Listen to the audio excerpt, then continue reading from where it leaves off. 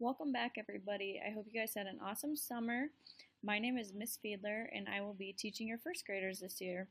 I provided you with some of my contact information on this page, and I'm open to questions, or if you ever need anything at any time, feel free to contact me. I'm always available. I'm going to begin by talking about my approach to teaching math this year with your first graders.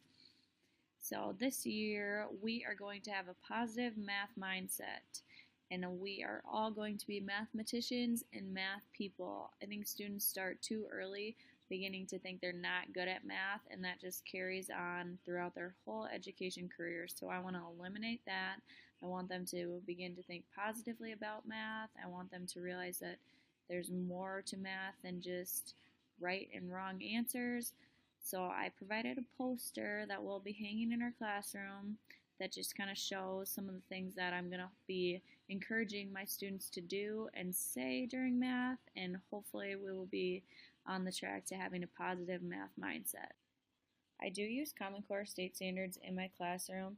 This just provides me a guideline of what I should be teaching your students, but it still allows me the freedom to teach it how I would like to, which is sometimes contrary to what some people might believe.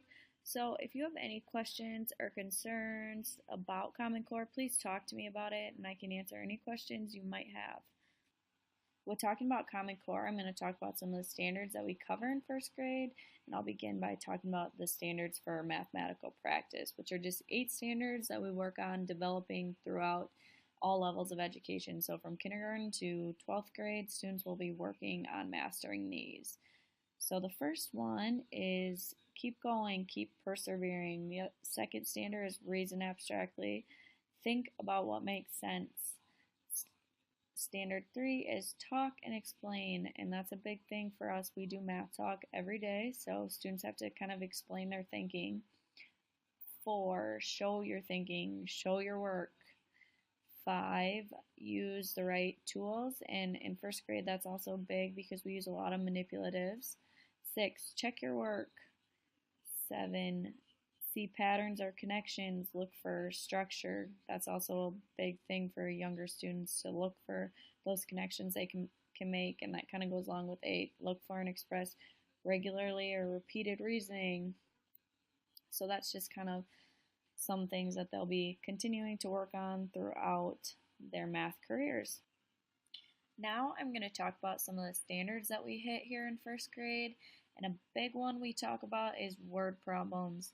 We work on using addition and subtraction within 20 to solve word problems, and this is huge for first graders because they're finally beginning to read, so they get really excited about their word problems.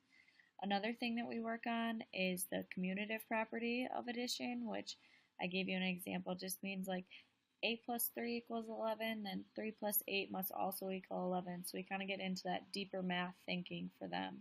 They also work on counting to 120, so we're just extending that counting sequence for them. We focus on understanding place values. So if you have a 2-digit number, what is the ones place and what is the tens place, and what does that mean for that number?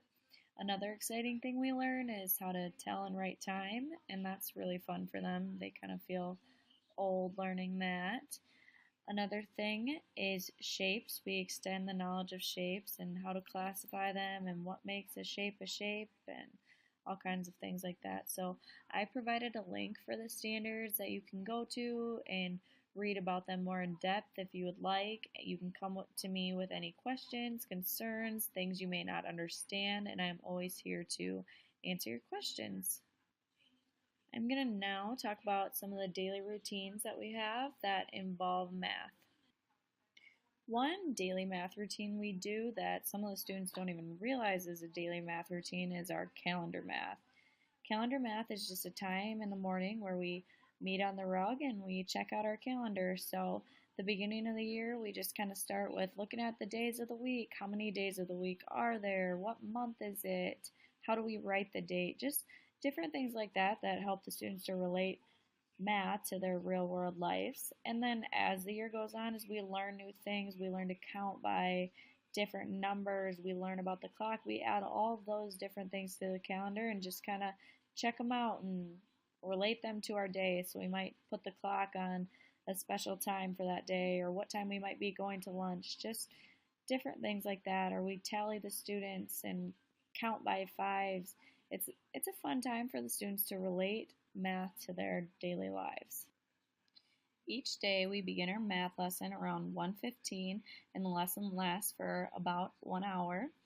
To begin each lesson, we start with a problem of the day, and this is just a simple problem that the students and I work through together.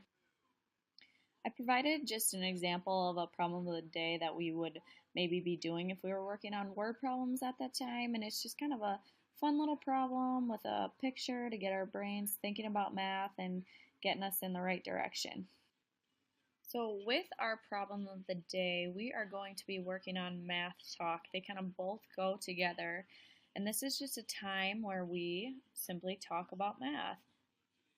Here is an example of some of the things that you would hear during math talk in the classroom. So I would ask the students, what makes you say that? What makes you think that? Explain your thinking to me.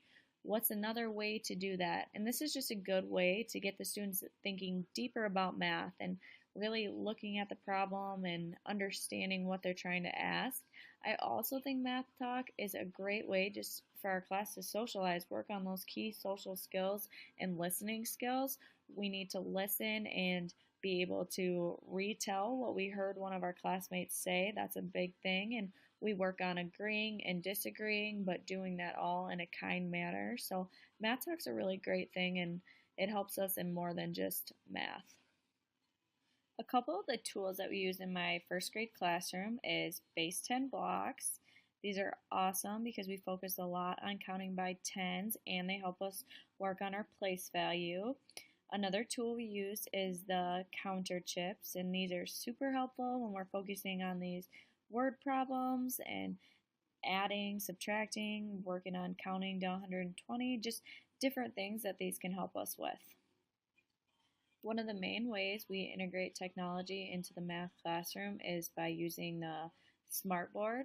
This is a tool that is full of interactive lessons and different ways that we can get students involved in their math learning. And they also have a blast using the board, so that's always fun for them. Another simple way that we integrate technology is iPads. I don't like to use them a ton because students become a little bit addicted to them, but every once in a while we get out the iPads and we work on different math apps, just kind of a fun little thing that they get to do. Assessment in the math classroom tends to be kind of a scary thing for students, so my main form of assessment will be done during our math talks. This will be when I get to learn what students really know about math and what they might be struggling with. And then this will be the time where I can make adjustments to my teaching to help better their learning. So I will have some worksheets and little things like that where I'll do some assessing, but for the most part, my assessing will be done during our math talks and during our lessons where I can hear what students are thinking right out of their mouths. Communication is key to me with you guys, so I want to have open communication at all times, and a huge thing that I like to use to communicate what your student is doing is the app Seesaw. I have sheets in the back that will kind of explain a little bit more about it and how to get it started, but it's basically an app where I can send you exactly what your student is doing at that time, and it's something you can keep on your phone. So it just keeps you updated what's going on in the classroom. It doesn't send your kid home and them tell you that they did nothing all day at school and didn't learn anything. So that's just kind of a fun way to keep communication open.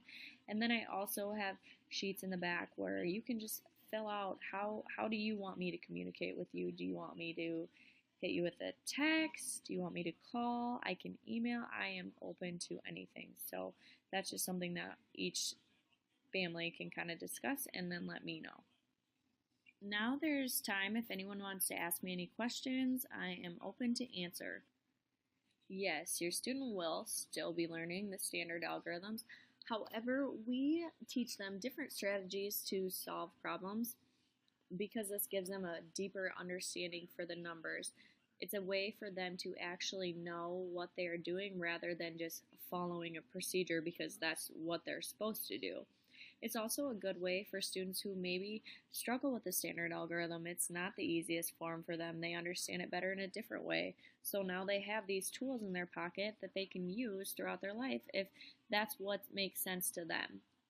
So it's just a great way to enhance deeper thinking and give our children and students the tools that they need to be successful. We do use pattern blocks every once in a while in this class. It's not a huge thing for us, but pattern blocks allow students to see how shapes can be decomposed into the other shapes. So it really helps them to see the relationship, and it's kind of just a really good visual tool for them. So yeah, we do use them every once in a while.